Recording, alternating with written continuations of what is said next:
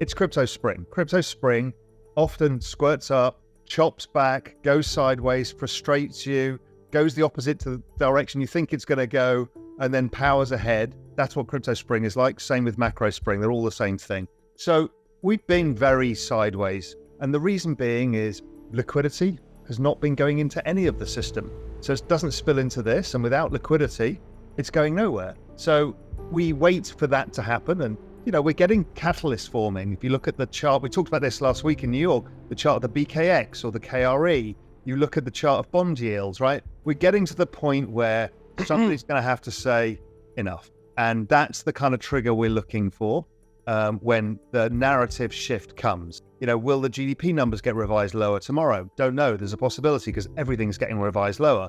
The economic data looks like it's still weakening, which again could change the Fed's narrative. It's all to play for. My whole thesis has been it's all about Q4 and the back end of Q4. It's kind of end of October, November, December. This is always historically a very seasonably sloppy time, both in crypto markets and equity markets. It's about to go into the seasonably extremely strong time in both crypto and equity markets, which is usually from middle of October. It's usually an up-only market. It's not a guarantee of that, it's just seasonality.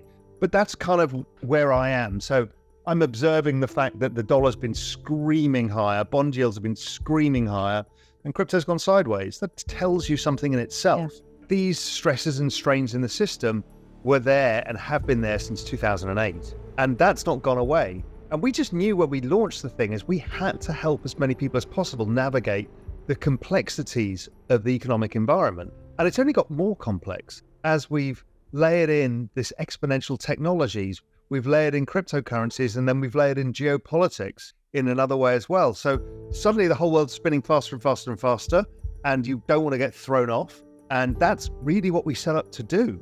I mean, if you remember, our very first video was coming out of the crisis, telling people we want to democratize the very best financial intelligence to level the playing field. Even in that first ever video, we featured Bitcoin and said, well, by the way, here's an answer as well for you.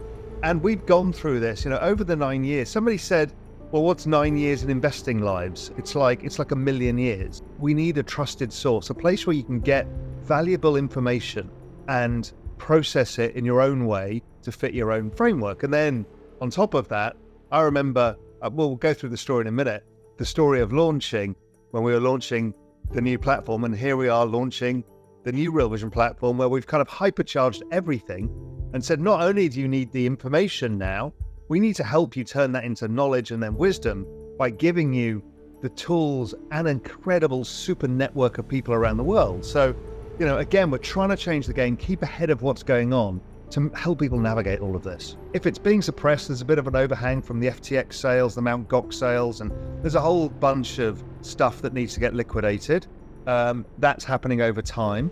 But really, just because there's no new money coming in. If you don't move any money, if nobody's got any capital gains, then nothing gets recycled through the system. So it just all feels a bit flat. And that's okay. And then the longer tail assets in crypto, if you think about equity markets, probably lead housing markets by 18 months. Well, token markets lead NFT markets by about 18 months too.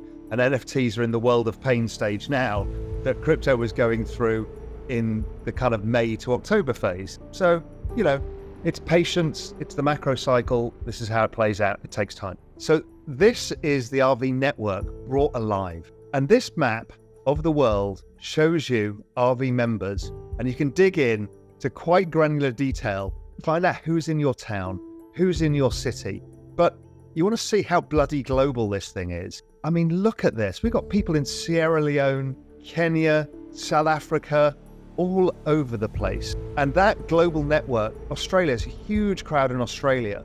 And that global network can now message each other, network with each other. We're creating subgroups, chats for them. So this is where RVIP people can speak to just RVIP people, and they can exchange ideas. There's a level of power within this that will turn itself into an expert network over time as we increase member profiles. I come onto this every day and look at this, and it just blows me away. And this is only a few of our members. We've still got 20,000 plus members to come onto this over the coming weeks. So this whole network comes alive, and it's your network. It's all of our network. This is something really unique. So I love it.